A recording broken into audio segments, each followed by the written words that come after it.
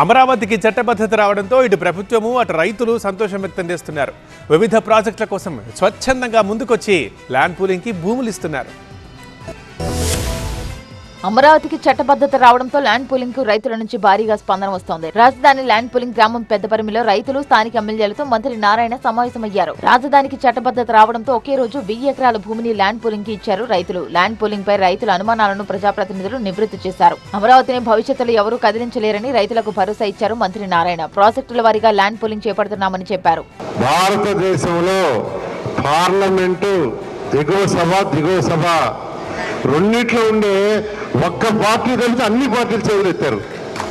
ఒకే ఒక పార్టీ, ఆ పార్టీ కూడా బయటకు వెళ్ళిపోయారు. అంటే చేతులు ఎక్కడ ఎత్తేస్తుంది బయటకు వెళ్ళారు. అలా ఈరోజు చక్కటి చట్టం అయింది. రాజధాని ఎక్కడికి పోదు. ఇమీడియట్ గా స్పోర్ట్స్ సిటీ, కొన్ని స్మార్ట్ ఇండస్ట్రీస్ ఈ రెండు పెట్టడానికి ఇప్పుడు తీసుకున్నది. దీని మీద నోటిఫికేషన్ కూడా ఇస్తాము. ప్రజల్ని ఒప్పించి మెప్పించి ప్రభుత్వం ల్యాండ్ పూలింగ్ చేస్తోందన్నారు మంత్రి నారాయణ. అద్భుతమైన రాజధాని నిర్మాణం జరగబోతోందని, సీఎం 100 ఏళ్ల భవిష్యత్తు ఆలోచించి నిర్మాణాలు చేయిస్తున్నారని తెలిపారు.